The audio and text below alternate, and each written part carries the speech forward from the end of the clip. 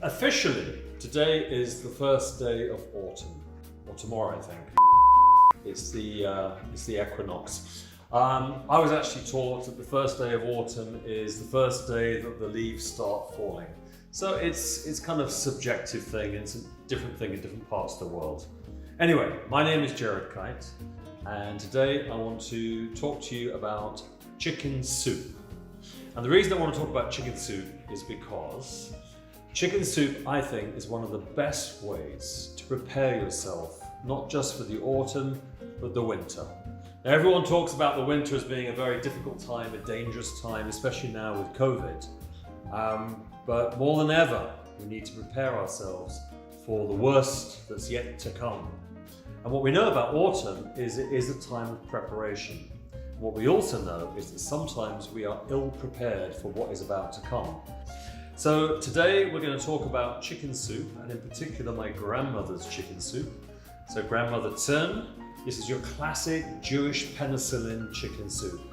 And the reason that it's called Jewish penicillin is because it has the vital ingredients to give your body everything it needs to fight infection, and in particular to keep the lungs nice and clean. And in these days of COVID, one of the big things we must do is keep our lungs healthy and free of mucus so we can survive this epidemic. So the first thing you want to do, of course, is get a chicken. And if we look here, I've put a chicken here inside this big vat of water.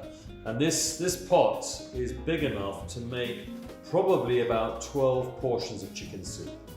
So what I do is I make the whole big vat, cook it up a few times, and then I put it into separate bags and I freeze it. And then every lunchtime I can have a nice bowl of chicken soup, sometimes even in the evenings too. Fill this nice big pot, and if you haven't got one, go and buy one. Every house should have one. And then you can see that I've put a chicken straight in here. So when you buy it, wash it first of all, and literally just pop it in the pan. Fill the pot to about, well, almost full.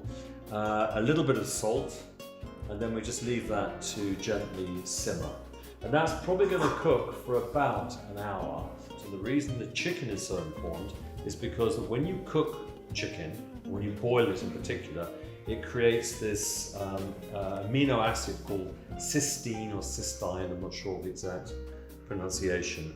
And what that does is it is an amino acid that naturally helps the lungs stay open and fluid, particularly in times of infection. So it really is a remedy for any kind of lung problem, and in particular the things that we know that COVID does to us. So now I can go away and prepare my vegetables.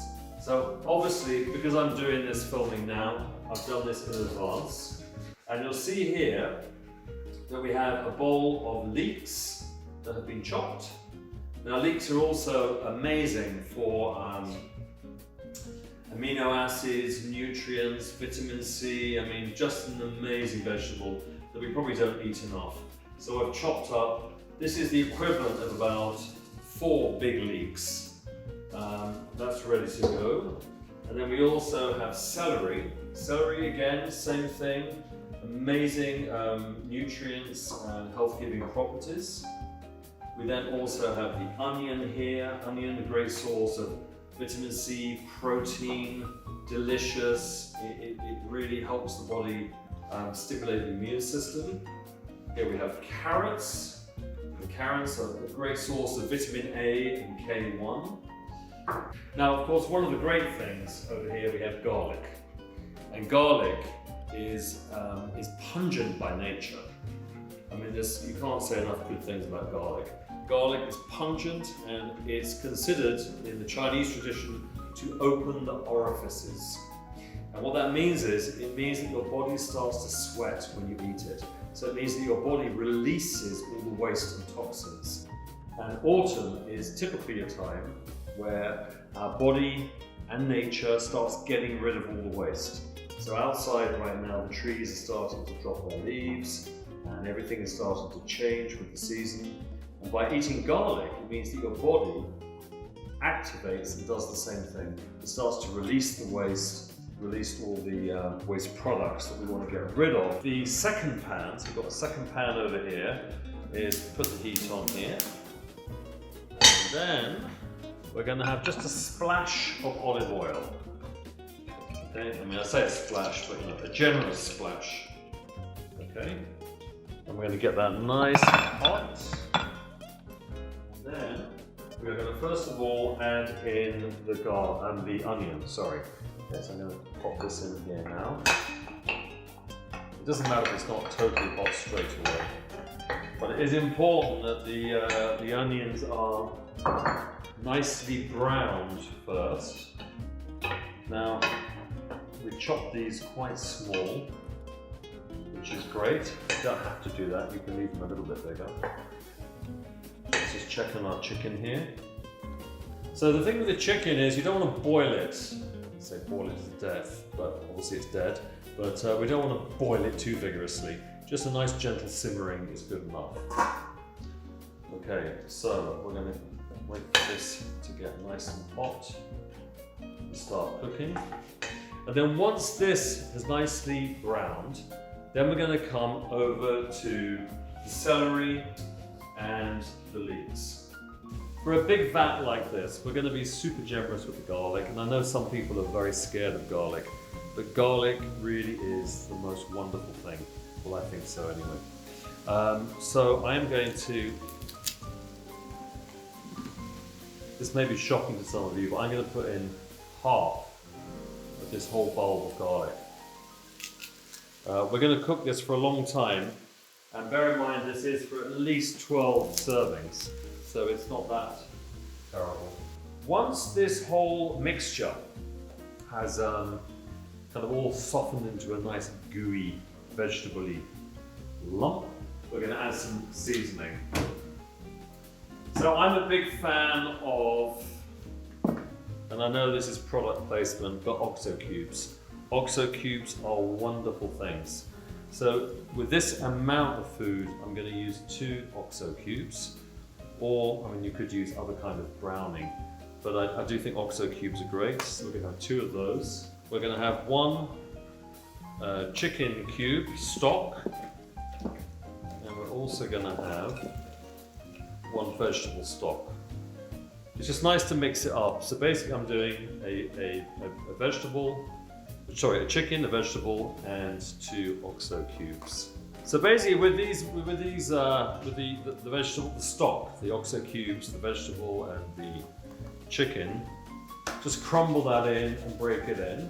And then what we want is a very generous, and I say generous because I do like things quite peppery, a generous, nice, slow grind of black pepper. So you're going to grind that all in. We're also going to add a good handful of salt. Now, just for fun, I'm going to throw in a little bit of Tabasco because we want this to be an exciting meal, not just some dull soup. So a little bit of Tabasco. Now here, I'm in the south of France, and there's this thing called herbes de Provence that people seem to put with everything. And the secret ingredient, of course, is shot tequila, like with everything in life, just to give it a little bit of extra fun to the Tabasco. And the important thing here is not to throw away your stock, because I've given this explanation to people before, and what they've done is they've chucked out all the water to get the chicken. Get a fork or something like this, put it inside the chicken, and lift it up like this so it drains out, and then put the chicken in another bowl so it can cool down, because then you're going to strip off all the meat ready to go back in here. But obviously the water that you've just boiled the chicken in is your stock, and this is where your vegetable mix is now going to come to. So I'm going to pop that back in for now and let that carry on. So that's all very nice now. So as I said earlier, we're now going to start to chuck in all the vegetables. So you don't have to be shy with this. There's no subtlety to good old-fashioned chicken soup. Just get it in there,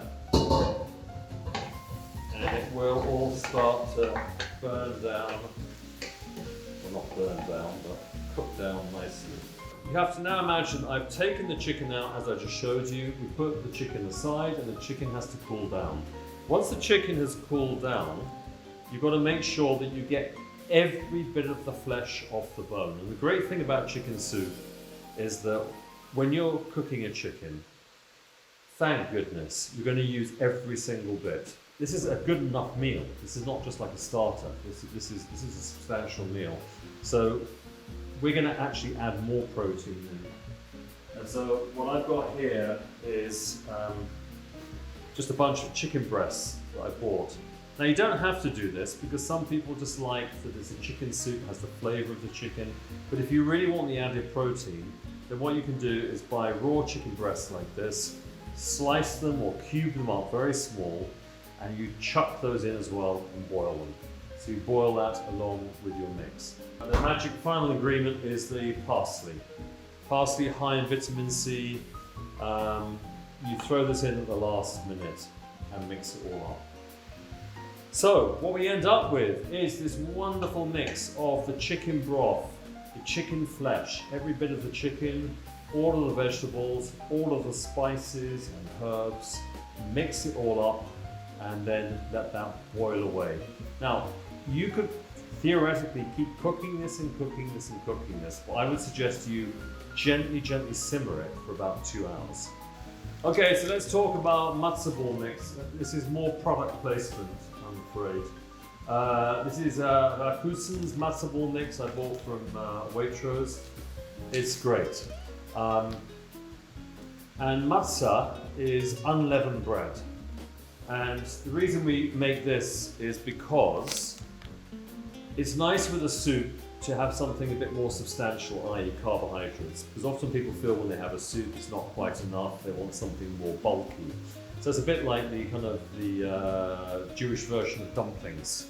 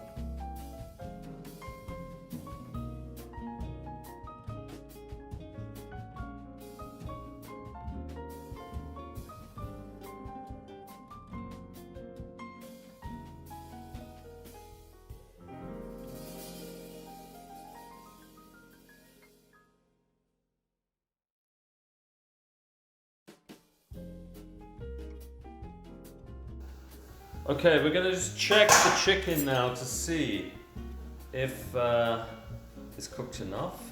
So spin her around, poke in the spikes, and there's no red coming out. So our chicken is ready. And of course we are so grateful to the chicken to give us all these nutrients. So we're going to use every single bit of it. So if you just hold it with a big fork, carving fork like this, and let it drain out. And then just pop it into a separate pan. And this is then going to just sit until it cools down, so that it's cool enough that you can then strip it after you've taken the skin off. So we're going to put this aside now and let this sit.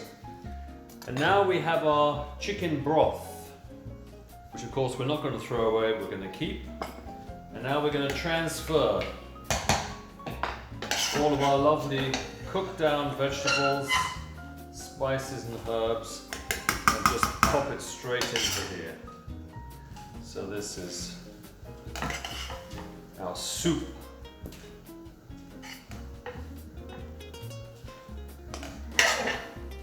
So you don't have to be shy with this, you can just get it in there, but don't splash and burn yourself. Now, it seems like a lot of fluid, a lot of soup, but as it cooks down, obviously it's going to evaporate. Make sure you get all the juicy bits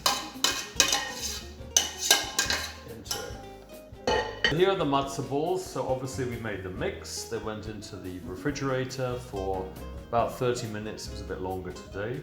And now they're ready, they're rolled, they're ready to go, they're solid. And now we just literally, with washed hands of course, just drop them into the soup.